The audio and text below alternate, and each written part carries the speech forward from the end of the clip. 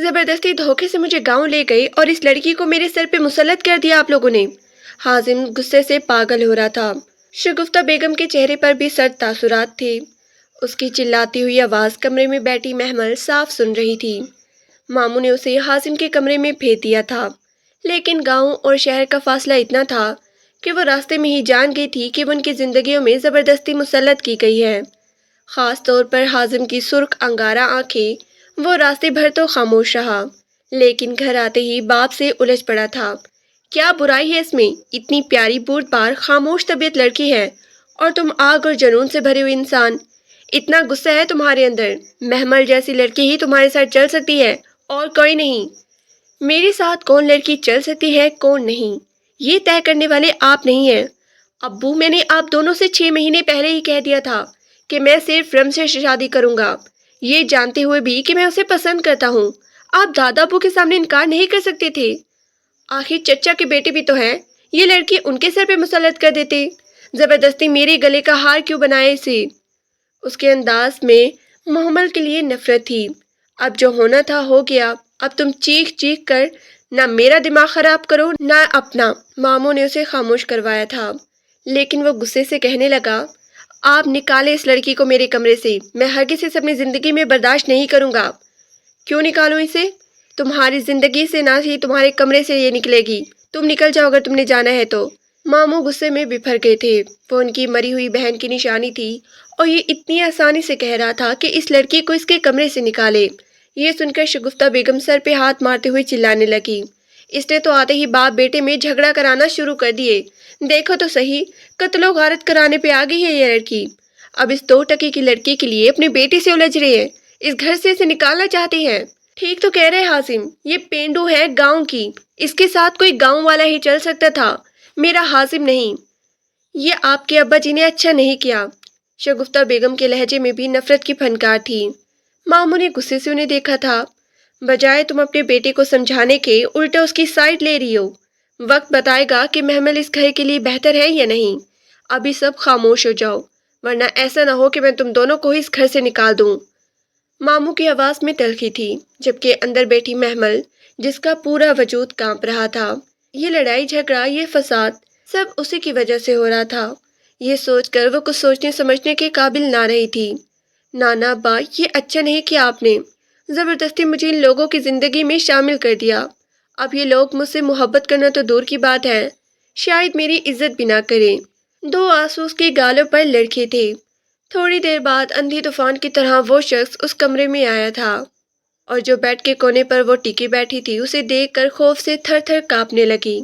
نہ جانے یہ جنونی غصہ اور شخص اس سے کیا سلوک کرنے والا ہے، لیکن وہ خاموش تھا۔ چپ چاپ الماری کے دروازہ زوردار انداز میں کھولا اور واش روم میں چلا گیا لباس تبدیل کرنے۔ مکمل خاموشی سے بیٹھی تھی جب اس کی ہتھیلیاں پسینے سے بھیگ گئی تھی۔ وہ شدید گھبراہٹ کا شکار تھی۔ حازم نہا دھو کر واش روم سے نکلا تھا۔ گاؤں کے لمبے سفر نے اسے بے پناہ تھکا دیا تھا، اور 3 دن اس کے ایسے گزرے تھے جیسے وہ کسی تپتا صحرا میں ہو۔ ابو سے یہاں سے کہہ کر لے گئے تھے کہ دادا ابو جی کی طبیعت خراب ہے اور انہیں گاؤں لے جانا ہوگا، تم 3 دن کی چھٹی لے لو آفس سے۔ ابو کے کہنے پر اس نے ایسے ہی کیا تھا، لیکن وہاں ایک نیا ڈرامہ شروع ہو گیا تھا۔ جب دادا جی نے اپنے چھوٹے بیٹے اور ابو کے سامنے اعلان کیا کہ وہ حازم اور محمل کا نکاح کر رہے ہیں، وہ خود شوق کی کیفیت میں ابو کو دیکھ رہا تھا جو ان سے چپ رہنے کی التجا کر رہے تھے، لیکن اکیلے میں وہ ابو سے غصے میں کہنے لگے، اب یہ کیا ڈرامہ ہے ابو؟ آپ انکار کر دیں، میں کیوں محمل سے شادی کروں گا؟ چچا کے بیٹے ہیں، دادا جی سے کہیں کہ وہ ان میں سے کسی ایک کو چارہ بنائیں، مجھے نہیں۔ محمل ان کے ساتھ ہی اچھی لگے گی، آخر اس گاؤں میں پلی بڑی ہے وہ۔ بیٹی، تمہارے دادا جی نے اس خواہش کا اظہار کیا ہے، میں انکار نہیں کر سکتا، ان کی طبیعت ٹھیک نہیں رہتی، پلیز تم میری بات مان لو، اگر میری بیٹی ہو تو۔ وہ اسے محبتوں کے واسطے دینے لگے، لیکن حازم نے لب بھینچ لیے تھے، جبکہ شگفتہ بیگم کا بھی پارا آسمان کو چھو رہا تھا۔ لیکن دیورانی رقیہ بڑے مزے سے انہیں دیکھ رہی تھی۔ وہ سمجھ گئی تھی کہ دونوں ماں بیٹی اس رشتے پر قطعاً راضی نہیں ہیں، ابھی کوئی نہ کوئی تماشا کھڑا ہو جائے گا، لیکن کوئی تماشا نہ ہوا۔ حازم باپ کے سامنے مجبور ہو گیا تھا۔ محمل جو یہ سمجھ رہی تھی کہ بڑے ماموں اپنے بیٹے کو لے کر آ رہے ہیں، اسے رخصت کروا کر اپنے ساتھ لے جائیں گے، تب سے وہ عجیب شرم و حیا میں لپٹی ہوئی تھی۔ حازم کو اس نے صرف ایک دو دفعہ ہی دیکھا تھا، لیکن لمبا چوڑا قد، خوبرو نوجوان، وجاہت سے بھرپور سراپا، وہ کسی کا بھی خواب بن سکتا تھا۔ وہ خوش تھی، نانا ابا نے اس کے لیے ایک اچھا فیصلہ کیا ہے، لیکن نہیں جانتی تھی کہ مقابل کے جذبات نفرت سے بھرے ہوں گے۔ پورے راستے وہ خاموش رہا، ماتھے پر شکنے ڈالے، چپ چاپ ڈرائیونگ کرتا رہا، اور گھر آ کر غصے کا یہ غبار نکلا تھا۔ ابھی رات کا 1 بجنے والا تھا۔ حازم کے رویے نے اسے خوف میں مبتلا کر دیا تھا۔ تبھی وہ اٹھ کر باہر جانے لگی کہ وہ چلایا تھا، کہاں جا رہی ہو؟ اس کی بلند آواز پر وہ گھبرا گئی تھی۔ جی وہ میں باہر جا رہی ہوں۔ کیوں؟ کس خوشی میں؟ کیا پھر سے کوئی نئے تماشا لگوانا ہے تاکہ ابو تمہیں باہر بیٹھا دیکھ لے اور وہ پھر مجھے ذلیل کرے؟ چپ چاپ سو جاؤ یہاں پر، اس نے غصے سے اسے جھڑک دیا تھا۔ وہ جاتی جاتی پلٹ کر واپس وہیں کونے پر آ کر بیٹھ گئی۔ جان گئی تھی کہ یہ بڑا ہی سرد مزاج انسان ہے، اور سب سے زیادہ قیامت تو یہ سوچ کے گزری تھی کہ وہ اس کی نظروں میں ناپسندیدہ ہے، جبکہ وہ تو کسی اور سے شادی کرنے کی خواہش رکھتا تھا۔ یہ سوچ کر اسے رونا آ گیا تھا۔ حازم کو صبح آفس جانے کی جلدی تھی۔ اس نے الماری کھولی، سارے کپڑے بنا استری کے بھرے پڑے تھے۔ محمل جو ان سب کے اٹھنے سے پہلے ہی اٹھ گئی تھی، اب نہ جانے گھر کے کس کونے میں چھپی ہوئی بیٹھی تھی، جبکہ وہ استری کے کپڑے لیے ماں کے کمرے میں آیا تھا۔ یہ کپڑے استری کر دے جلدی، 3 دن بعد آفس جاؤں گا، یہ سب ابو کی وجہ سے ہوا ہے، فالتو میں ہی چھٹی لے لی میں نے اور اپنا اتنا بڑا نقصان کیا۔ اس کے لہجے میں طنز تھا۔ اب ان کی بات کو نظر انداز کیے چائے کے گھونٹ بھرتے رہے، ساتھ ہی اخبار انہوں نے منہ کے آگے کر لیا تھا۔ صبح صبح محمل نے ہی انہیں چائے بنا کر دی تھی۔ شگفتہ بیگم خود تھکن کا شکار ہو رہی تھی، انگڑائی لیتے ہوئے کہنے لگی، ارے بھائی میری ہمت نہیں استری کرنے کی، آگے ہے نا تمہاری بیوی، اب اسی سے ہی کام کرواؤ اپنے، وہ تنفر سے کہہ رہی تھی۔ محمل کو چھپنے کے لیے کچن میں ہی ٹھکانہ ملا تھا، لیکن ان کی آوازیں اتنی بلند تھی کہ بآسانی سن سکتی تھی۔ 3 کمروں پر مشتمل یہ گھر زیادہ بڑا تو نہیں تھا، لیکن بہت ہی اچھے سے ڈیکوریٹ کیا ہوا تھا، اور یہ بات الگ تھی کہ اس میں سلیقہ نہیں تھا اور نہ ہی صفائی کا نام و نشان، تبھی تو ہر چیز بکھری ہوئی تھی۔ اس نے کچن کی حالت دیکھی جو ابتر ہو رہی تھی۔ حالانکہ گھر میں رہنے والے صرف 3 نفوس تھے، لیکن پھر بھی ایسے لگ رہا تھا جیسے سالوں سال سے یہاں صفائی نہیں کی گئی ہو۔ حازم لب بھیجتا اپنے کمرے میں چلا گیا تھا، جبکہ ماموں نے محمل کو آواز لگائی تھی اس کے کپڑے پریس کرنے کے لیے۔ اس نے 2 منٹ میں ہی کپڑے پریس کر کے اس کے بیڈ پہ رکھ دیے، اور جب وہ نہا کر واپس آیا تو کپڑے سلیقے سے استری کیے ہوئے بیڈ پہ پڑے تھے۔ جلدی سے تیار ہو کر وہ غصے میں بنا ناشتہ کیے ہی آفس چلا گیا تھا۔ میرا بیٹا بغیر ناشتے کے ہی آفس چلا گیا، سارا دن بھوکا رہے گا، کیا ضرورت تھی آپ کو یہ سب کرنے کی؟ اب کتنا خون جل رہا ہوگا اس لڑکی کی وجہ سے۔ وہ نفرت سے محمل کو دیکھ رہی تھی جو ذلت سے زمین میں گڑے جا رہی تھی۔ شگفتہ بیگم تم زیادہ بے معنی گفتگو نہ کرو، میں نے بہت سوچ سمجھ کر محمل کو اس کے ساتھ رشتے میں باندھا ہے، آج نہیں تو کل تمہیں خود اس بات کا احساس ہو جائے گا۔ اچھا کچھ اپنی لاڈلی بیٹی کو بھی بتا دیجیے فون کر کے کہ اس کے اکلوتے اور سگے بھائی کا نکاح ہو گیا ہے اور وہ اپنی بیوی کو گھر بھی لے آیا ہے، پتہ بھی ہے کتنی ناراض ہوگی۔ 2 ہی تو بچے تھے ان کی زندگی کے، ہانیہ بڑی بیٹی تھی تو اس سے 2 سال چھوٹا حازم، وہ ایک سرکاری کلرک رہ چکے تھے، لیکن اب ریٹائرمنٹ کی زندگی گزار رہے تھے۔ دوسری طرف شگفتہ بیگم عمر کے اس حصے میں تھی کہ جسمانی ساخت اجازت نہیں دیتی تھی زیادہ سخت کام کرنے کی۔ وہ کچن میں تھوڑی دیر بعد کھڑی ہو جاتی تو ان کے گھٹنے جواب دے دیتے تھے، لیکن حازم کی شادی وہ بہت دھوم دھام اور کسی اچھے گھرانے میں کرنا چاہتی تھی، لیکن انہیں کیا معلوم تھا کہ ان کے شوہر گاؤں لے جا کر انہیں دھوکے سے یوں بے وقوف بنائیں گے کہ وہ اپنی یتیم بھانجی کو حازم کی دلہن بنا کر اس کے گھر میں لے آئیں گے۔ ان کے دل میں محمل کے لیے نفرت کے انگارے پھوٹ رہے تھے۔ وہ دل میں یہی دعا کر رہی تھی کہ حازم اسے اپنی زندگی میں قبول نہ کرے تاکہ وہ جلد اس لڑکی سے چھٹکارا پا لے اور اسے اس کے گاؤں میں واپس بھیج دے۔ محمل کا صرف ایک ہی بیگ تھا جو وہ ساتھ لے کر آئی تھی، جس میں اس کے کپڑے تھے، ماں کا دیا ہوا ایک سونے کا سیٹ جو وہ مرنے سے پہلے نانا ابا کے حوالے کر گئی تھی، اور کچھ بھی اس کے پاس نہیں تھا۔ نانا ابا نے بہت سوچ سمجھ کر اس کی زندگی کا فیصلہ کیا تھا۔ چاچا کے دونوں بیٹے امیر اور صغیر، جنہوں نے صرف میٹرک تک تعلیم حاصل کی تھی، دونوں کے اندر گاؤں کی جاہلانہ خیالات اور فرسودہ روایات بڑی پڑی تھی۔ ان کے دستور تھا ذرا سی بات پر عورتوں پر ہاتھ اٹھانا، انہیں وحشیوں کی طرح مارنا۔ یہ دیکھ کر محمل اندر ہی اندر سوچتی کہ اس کی زندگی بھی گاؤں کی بے سود عورتوں کی طرح ہوگی، یا وہ کبھی یہاں کے ماحول سے چھٹکارا پانے میں کامیاب نہیں ہوگی۔ انہی خیالات کا اظہار اس نے ایک دن نانا ابا کے سامنے کیا تھا۔ ارے خدا نہ خواستہ، میں کہ تمہیں امیر اور صغیر جیسے انسان سے بیانے لگا۔ رقیہ کی تربیت مجھے ان کے اندر دکھائی دیتی ہے، جیسے وہ جاہل عورت ہے ایسے اس نے تربیت کی اپنی اولاد کی۔ میں نے تو اپنی شہزادی کے لیے پہلے ایک شہزادے کے خواب دیکھ رکھی ہیں۔ یہ سن کر وہ حیران رہ گئی تھی، پھر مسکراتے ہوئے کہنے لگی، ایسا کوئی شہزادہ نہیں ہوگا میرے لیے، آپ جانتے ہیں نا، یتیم لڑکیاں اکثر ہی نصیب کی کھوٹی نکلتی ہیں۔ اس کے لہجے میں درد تھا۔ نانا ابا مسکرا دیے، نہیں میری بیٹی، تمہارا نصیب بہت ہی شاندار ہوگا۔ تیری شادی تو میں بڑے دھوم دھام سے بڑے ماموں کے بیٹے حازم سے طے کر چکا ہوں۔ بچپن سے ہی تجھے پریشان ہونے کی ضرورت نہیں ہے، تجھے کبھی بھی ایسے ماحول میں ساری زندگی نہیں گزارنے دوں گا۔ نانا ابا کے انکشاف نے اسے خوشگوار حیرت میں مبتلا کر دیا تھا، اور تب سے ہی وہ حازم کے خواب دیکھنے لگی کہ ایک نہ ایک دن وہ آئے گا، اسے اپنے ساتھ لے جائے گا۔ جب سے وہ بڑی خوش رہنے لگی تھی، لیکن اس خوشی کا اختتام ہو گیا تھا حازم سے نکاح کرنے کے بعد۔ اسے پتہ چل گیا کہ ان لوگوں کی زندگی میں اس کا مقام کیا ہے، تبھی تو اس گھر میں اسے ایسے رہ رہی تھی جیسے وہ کوئی چور ہو، سب سے چھپتی پھر رہی تھی، خاص طور پر شگفتہ بیگم کے سامنے آنے سے تو گریز ہی کر رہی تھی۔ اسے کچن میں مصروف دیکھ کر ماموں نے بڑے پیار سے اسے اپنے پاس بلایا تھا۔ دیکھو بیٹا، میں تمہیں اس گھر میں اس لیے بیاہ کر لایا ہوں، تم بڑی ہی سمجھدار اور سلیقہ شار لڑکی ہو۔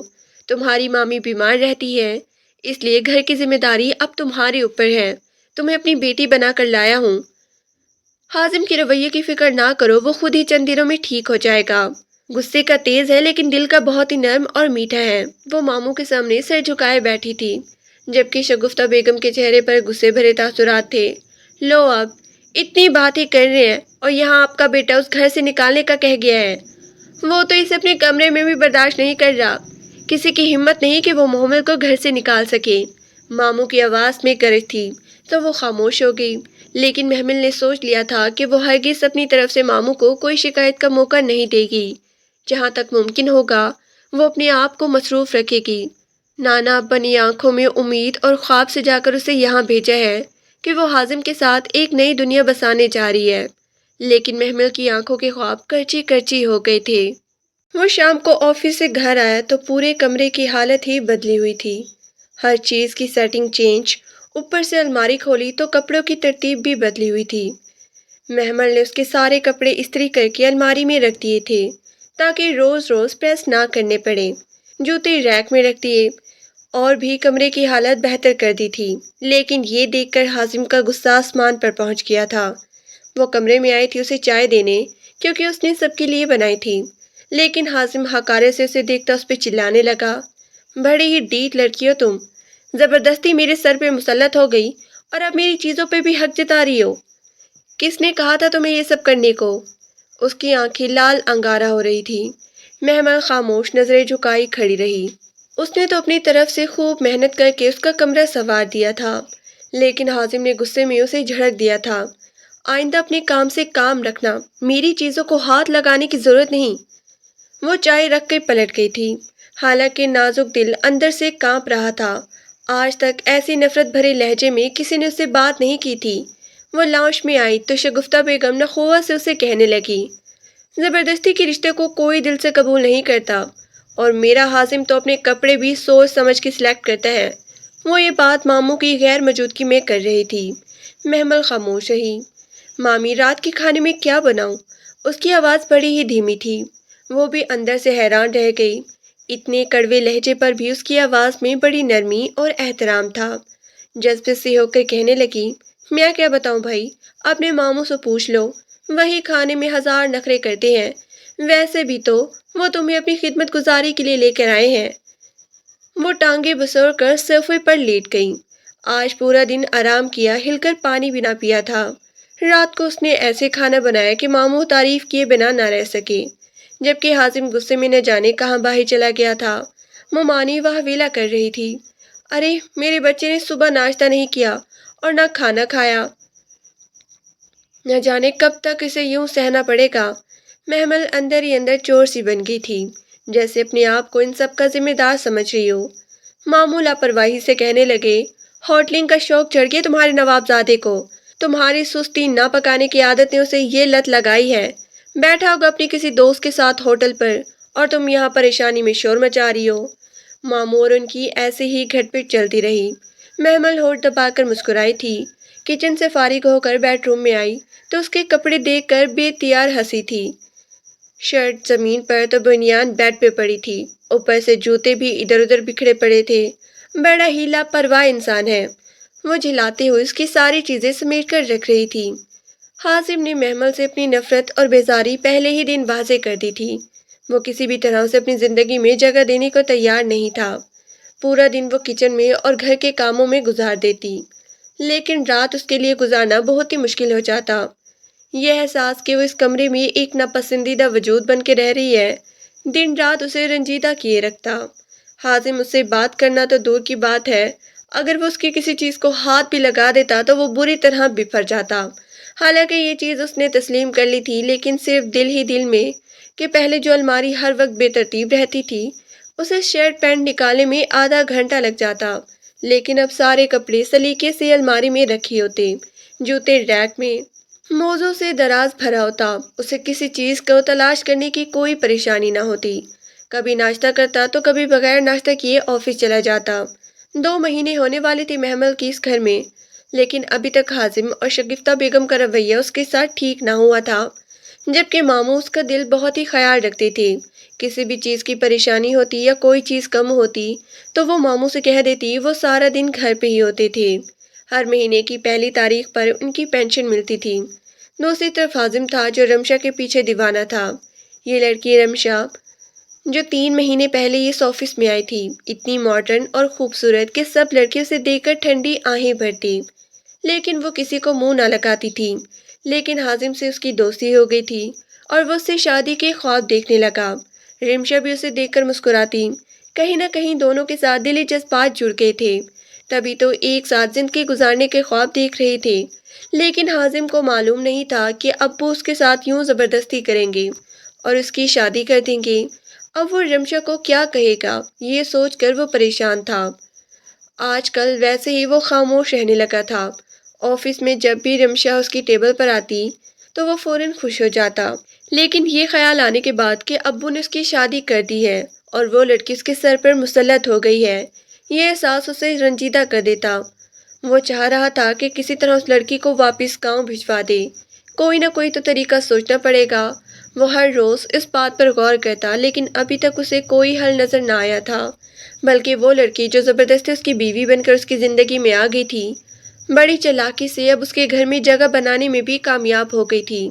نہ صرف ہر وقت کچن میں مصروف رہتی، بلکہ ہر وقت ماموں ماموں کر کے اس نے ابو کے دل میں اتنی گنجائش پیدا کر لی تھی کہ وہ کبھی بھی اسے بازن کی زندگی سے نہیں نکالنے والے تھے۔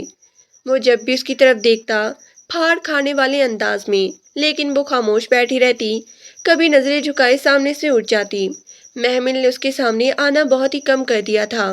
کافی دن ہو گئے تھے نانا ابا سے بات کی، لیکن وہ دل میں سوچتی کہ اگر اس نے ایسی کوئی خواہش کا اظہار کیا تو حازم پہلی فرصت میں اسے گاؤں بھجوا دے گا، پھر شاید واپسی کے سارے راستے بند ہو جائیں، کیونکہ وہ اس کی زندگی میں ایک ناپسندیدہ لڑکی تھی۔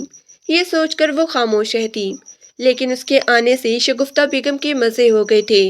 وہ جو کپڑے دھونے، صفائی کرنے، کھانا پکانے میں ہلکان رہتی تھی، ملازمہ بھی نہیں رکھتی تھی، اس خوف سے کہ آج کل وہ بھی دھوکے باز نکل رہی تھی، چوری ڈکیتی میں ان کا برابر کا ہاتھ ہوتا، یہی خوف انہیں ملازمہ رکھنے سے روکتا۔ لیکن محمل نے آ کر تو جیسے ہر بوجھ سے انہیں آزاد کر دیا تھا۔ وہ بے فکری سے اپنی نیند سوتی، اپنی نیند جاگتی، لیکن وہ ہر روز ان سے پوچھنے چلی جاتی، مامی آج کھانے میں کیا بناؤں، اور وہ یہ ذمہ داری اپنے شوہر پہ چھوڑ دیتی، بھائی ماموں سے پوچھ لو، مجھے نہیں معلوم، ان دونوں باپ بیٹے کے نخرے ہیں کھانے میں تو غریب، تم کچھ بھی پکا دو کھا لوں گی۔ ان کی پسند کے مطابق وہ کھانا بنا کر ٹیبل پہ لگا دیتی۔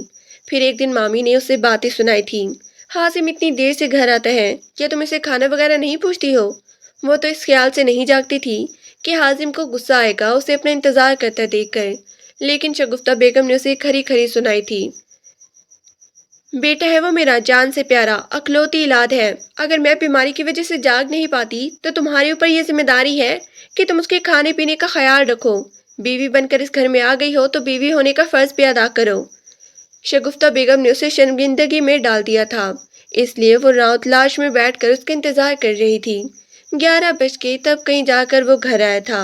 ٹائی کی نوٹ ڈھیلی کرتا اپنے کپڑے نکال کر واش روم میں چلا گیا، جبکہ وہ پیچھے انگلیاں چٹکاتی رہ گئی۔ اس سے بات کرنے کی ہمت بھی نہ ہوئی تھی۔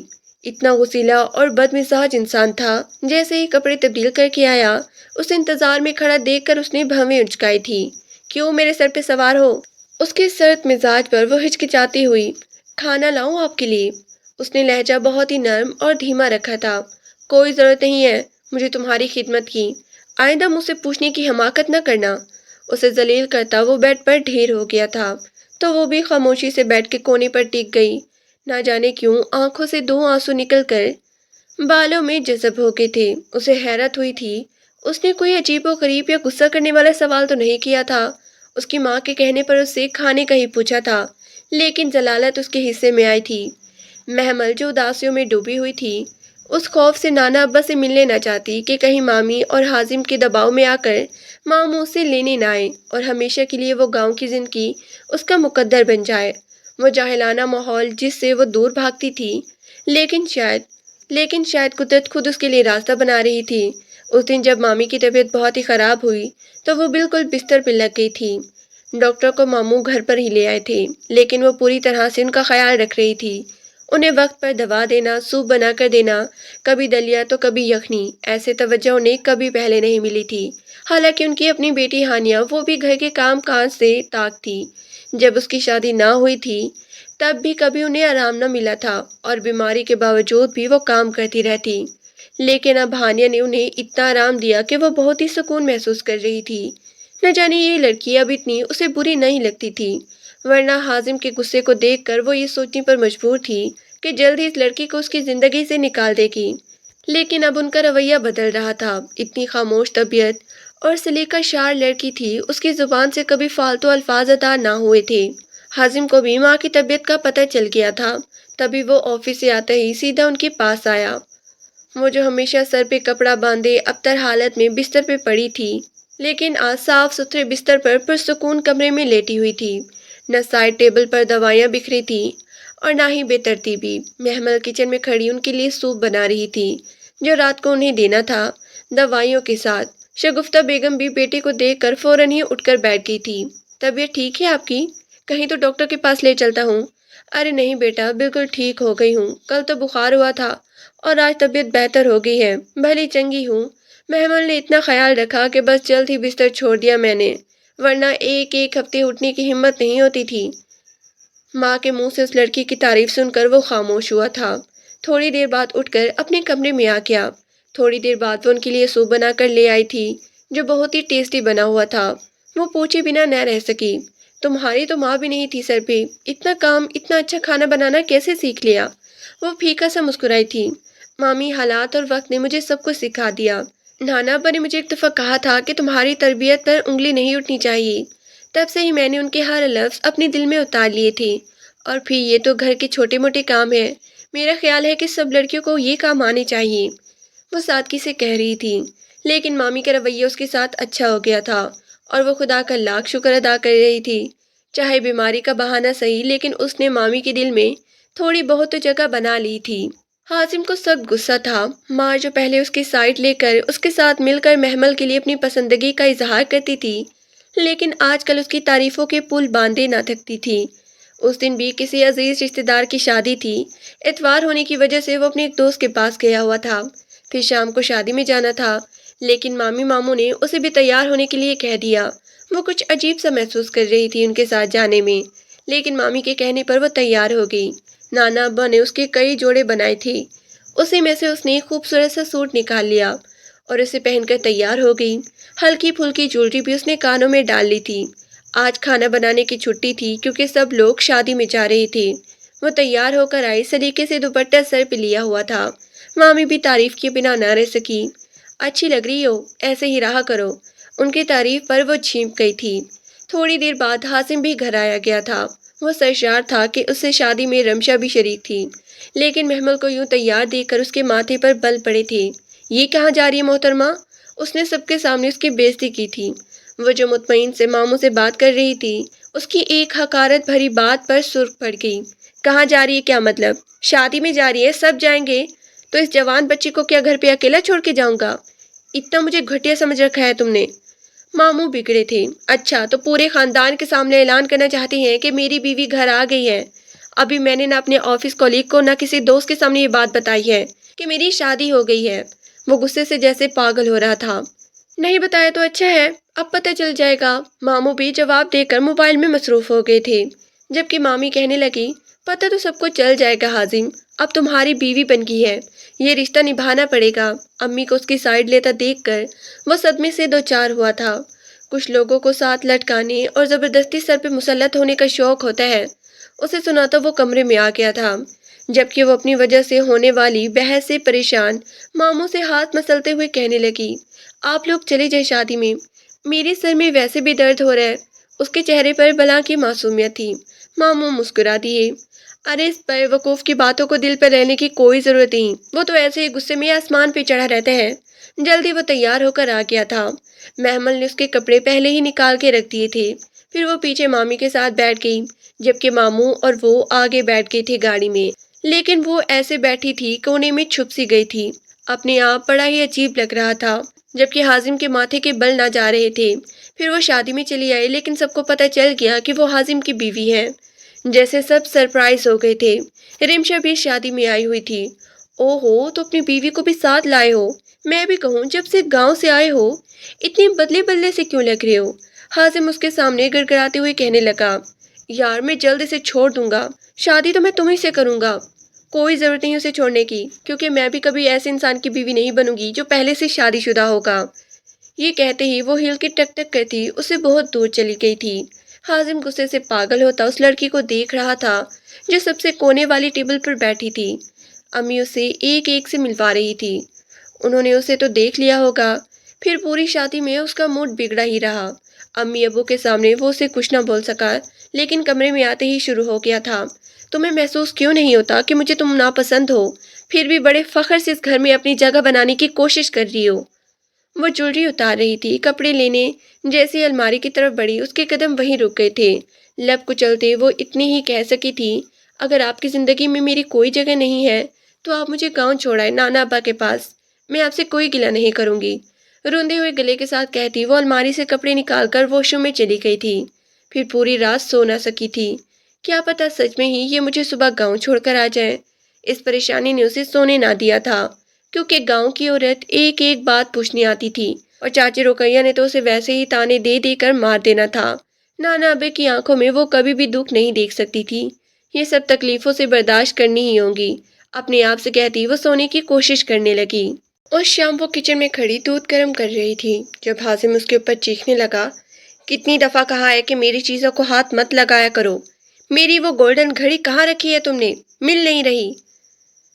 اسے پروموشن ملی تھی، دوستوں کو ٹریٹ دینے وہ گھومنے پھرنے جا رہی تھی۔ اس کے چیخنے پر محمل کے ہاتھ سے دودھ گر گیا تھا۔ گرم گرم دودھ نے نہ صرف اس کی دونوں ہتھیلیوں بلکہ ہاتھ کو بھی جلا دیا تھا، لیکن حازم نہ دیکھ سکا کہ اس کا ہاتھ کس شدت سے جلا ہے۔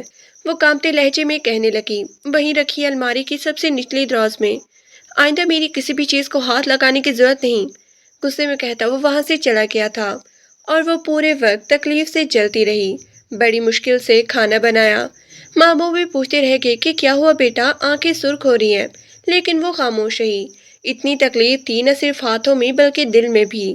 حازم کی نفرت کی پھٹکار اس کے وجود پہ پڑی تھی۔ وہ جان گئی تھی کہ اس کی زندگی میں کوئی جگہ نہیں۔ وہ کل بھی ناپسندیدہ تھی اور آج بھی وہ اس سے نفرت کرتا ہے۔ پھر تکلیف اتنی بڑھی کہ وہ سو بھی نہ پا رہی تھی۔ حازم رات کے 1 بجے گھر آیا تھا۔ اس کی نظر جاگتے ہوئی محمل پر پڑی۔ مسلسل رونے سے آنکھیں گہری سرخ ہو گئی تھی۔ دونوں ہتھیلیوں پر اس نے ٹھنڈک کے لیے ٹوتھ پیسٹ لگا رکھی تھی، جو وہ دیکھ چکا تھا۔ کیا ہوا ہے یہاں؟ وہ پوچھے بنا نہ رہ سکا۔ وہ روتی رہی خاموشی سے۔ اس کے دونوں ہاتھ بری طرح سے جلے ہوئے تھے، اتنی تکلیف تھی کہ نیند آنا تو دور کی بات ہے، اسے سکون بھی نہیں مل رہا تھا۔ بتاؤ گی کچھ یا روتی ہی رہو گی؟ کچھ بھی تھا، وہ اس کی یتیم پھپھو کی بیٹی تھی، یہ اب اس دنیا میں نہ رہی تھی۔ آپ چیخ رہے تھے تو گرم دودھ میرے ہاتھوں پہ گر گیا، آپ کی وجہ سے جلے ہیں میرے ہاتھ، وہ غصے سے روتے ہوئے کہہ رہی تھی۔ اتنی تکلیف تھی کہ حد ہی نہیں۔ وہ سمجھ گیا تھا کہ ہاتھ کا معمولی سے جلنا بھی بہت زیادہ تکلیف دہ ہوتا ہے، اور اس کے تو اچھے خاصے زخم تھے۔ چلو ڈاکٹر کے پاس لے چلتا ہوں، وہ اچھی دوائی دے دیں گے اور درد کم کرنے کا انجیکشن بھی لگا دیں گے۔ اس کے لہجے میں شرمندگی تھی، اتنی تکلیف تھی کہ کھانا کھایا بھی نہیں جا رہا تھا، نہ ہاتھوں سے کچھ پکڑا جا رہا تھا۔ شرم کے مارے ماموں ممانی سے اس نے کچھ کہا ہی نہیں، کھانا جیسے بنایا تھا وہی جانتی تھی۔ حازم نے اسے چادر پہننے کو کہہ دیا، پھر وہ اسے ڈاکٹر کے پاس لے آئے۔ ڈاکٹر نے کریم دی تھی اور درد کم کرنے کی گولیاں بھی۔ گھر آ کر وہ ہاتھوں پر کریم لگانے کی کوشش کر رہی تھی جب حازم ملک کہنے لگا، لاؤ میں لگا دیتا ہوں۔ اس کے لہجے میں نرمی تھی، اور جو ہمیشہ اسے غصے میں دیکھتی رہتی تھی، اسے نرمی سے بات کرتے دیکھ کر جیسے اس کی تکلیف خود بخود کم ہو رہی تھی۔ صرف نکاح کے بعد ہی نہیں بلکہ نانا بنے بہت سال پہلے ہی اسے حازم کے خواب دکھانا شروع کر دیے تھے۔ تمہیں تو ایک شہزادہ لینے آئے گا شہر سے، اور میری شہزادی اس کے ساتھ رخصت ہو کر جائے گی۔ تب سے وہ اسے شہزادہ ماننے لگی تھی، وہ جو ہر لڑکی اپنے خواب میں دیکھتی ہے، اور آج وہ شہزادہ اس کے ہاتھ پر بیٹھ کر مرہم لگا رہا تھا۔ دل کا ایک کونا روشن ہو رہا تھا محبت کی روشنی سے۔ محبت کی روشنی آج سے نہیں کئی سالوں پہلے سے ہی اس کے دل میں جگہ بنا چکی تھی۔ اس نے اچھی طرح سے کریم پورے ہاتھوں پر لگا دی تھی۔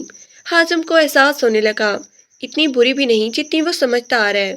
امی ابو کو جس طرح سکون اور آرام دے رہی تھی، انہیں اس بڑھاپے میں اس سکون کی ضرورت تھی۔ رمشا کے خواب بڑے ہی اونچے تھے، نوکری چھوڑنے کا تو وہ خواب میں بھی نہیں سوچ سکتی تھی۔ جب اسے پتہ چلا کہ حازم نے شادی کر لی ہے تو نیا شکار ڈھونڈنے میں اس نے وقت نہیں لگایا تھا۔ 2 دن پہلے اسے پتہ چلا تھا کہ اس کمپنی کے مینیجر جو اپنی پہلی بیوی کو طلاق لینے کے بعد دوسری بیوی تلاش کرتا پھر رہے، رمشا نے اس سے شادی کر لی تھی۔ وہ حیران تھا ایسے کیسے ہو سکتا ہے؟ وہ 45 سال کا ایک آدمی جس کی تنخواہ لاکھوں میں تھی۔ دوا لگا کر وہ اسے پوچھ رہا تھا، کھانا کھایا تم نے یا نہیں؟ اس نے نفی میں سر ہلایا تھا، کھایا نہیں گیا۔ وہ تکلیف ہو رہی تھی۔ تھوڑی دیر بعد وہ اسے اپنے ہاتھوں سے کھانا کھلا رہا تھا، اور وہ عجیب شرم میں مبتلا اس کے ہاتھوں سے کھانا کھا رہی تھی۔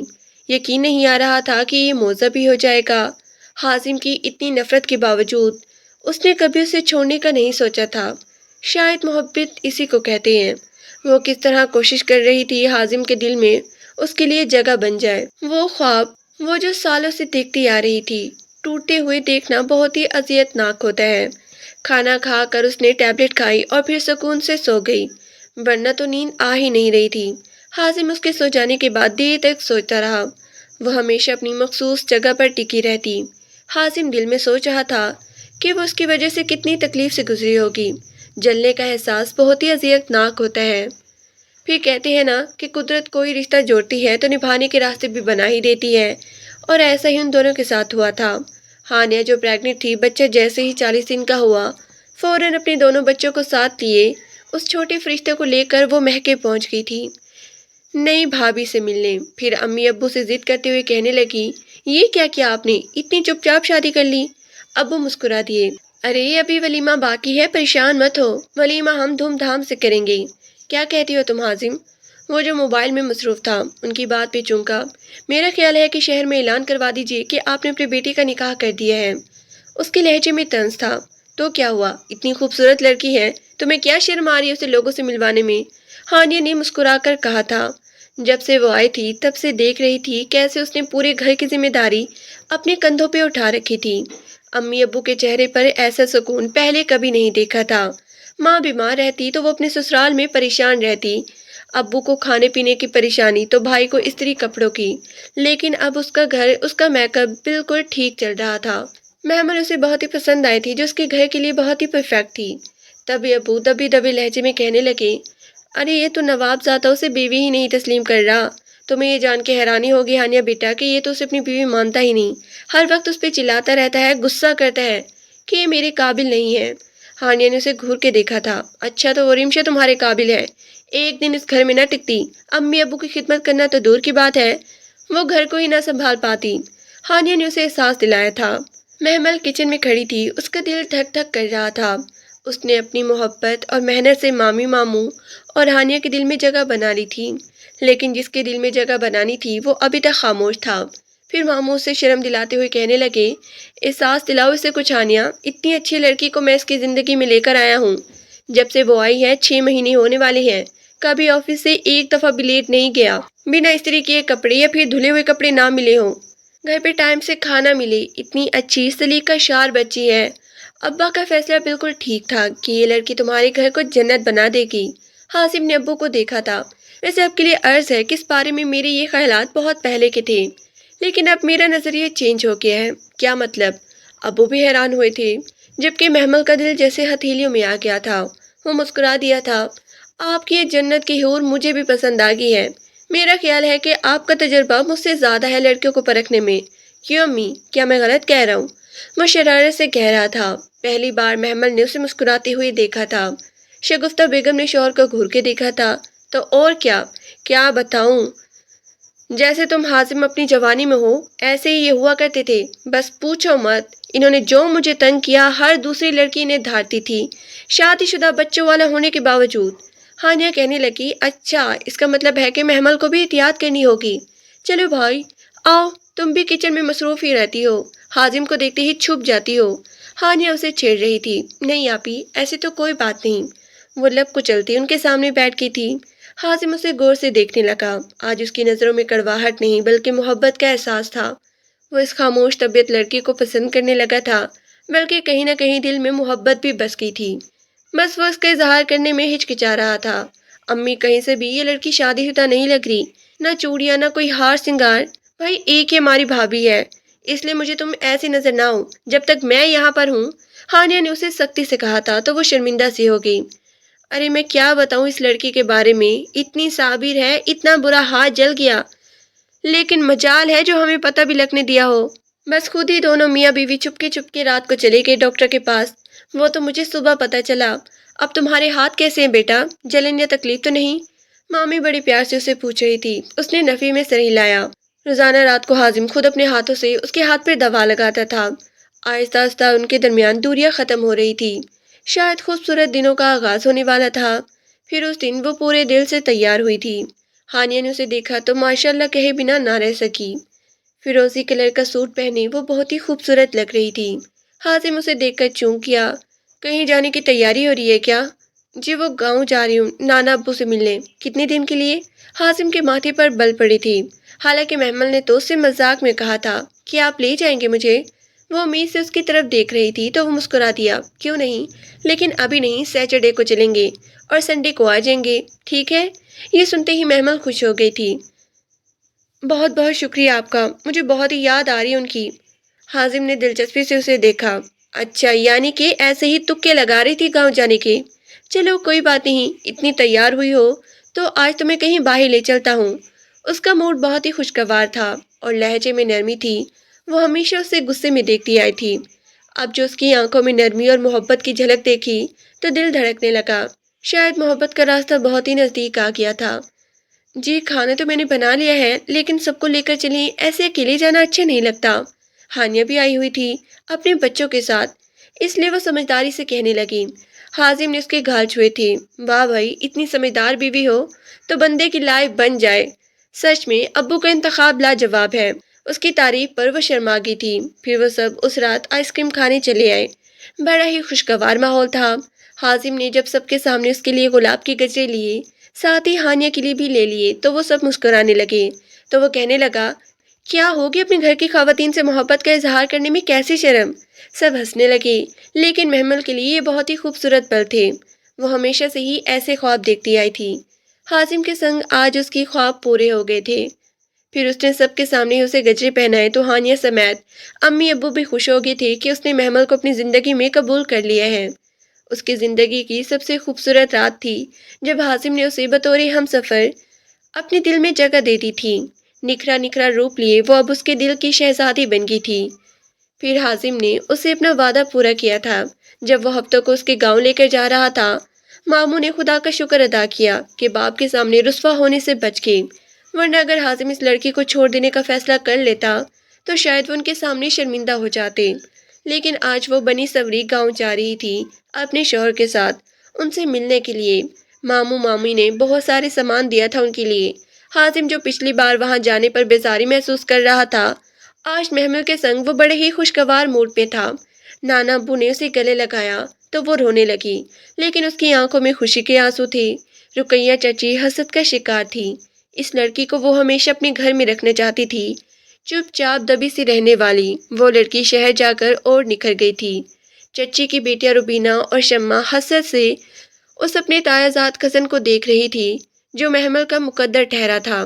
رقیہ چاچی نے حازم کی خوب آہو بھگت کی تھی، کیونکہ وہ نہ صرف اس گھر کا داماد تھا بلکہ بیٹا بھی اس لیے نانا ابا کا وہ پسندیدہ پوتا تھا۔ پھر 2 دن رہنے کے بعد وہ واپس گھر آ گئے تھے۔ وہ کھڑکی میں کھڑی روشن چمکتے ہوئے چاند کو دیکھ رہی تھی۔ کیا دیکھ رہی ہو؟ کہ چاند بہت ہی خوبصورت ہے۔ حازم اس کے سامنے آیا تو وہ شرما گئی۔ نہیں، وہ تو میں ایسے ہی۔ اچھا بتاؤ، چاند زیادہ خوبصورت ہے یا میں؟ وہ بڑے فخر سے کالر جھاڑ رہا تھا تو محمل مسکرانے لگی۔ ہمیشہ سے ہی آپ، کیونکہ آپ کو میں نے ہمیشہ اپنی دعاؤں میں مانگا تھا۔ اس رب سے یقین نہیں آتا کہ آپ میرے ساتھ ہیں۔ حیرت کی بات ہے، لیکن مجھے اس بات کا نہیں پتہ چلا۔ کہنے والے کہتے ہیں کہ جنہیں چپکے چپکے دعاؤں میں مانگا جاتا ہے ایک دن وہ مل جاتے ہیں، اور میرے ساتھ بھی ایسا ہوا ہے، وہ مسکراتے ہوئے حازم سے کہہ رہی تھی۔ حازم نے اسے کندھوں سے تھام لیا۔ میں نے بھی اپنے لیے ایک اچھی اور پیاری لڑکی مانگی تھی، اور وہ تمہاری صورت میں مل گئی۔ اس نے محبت سے محمل کی پیشانی چومی تو اس کے سینے سے جا لگی۔ محبت کی روشنی ان دونوں کے دل میں پھوٹ گئی تھی۔ آگے زندگی کے راستے مزید روشن ہونے والے تھے۔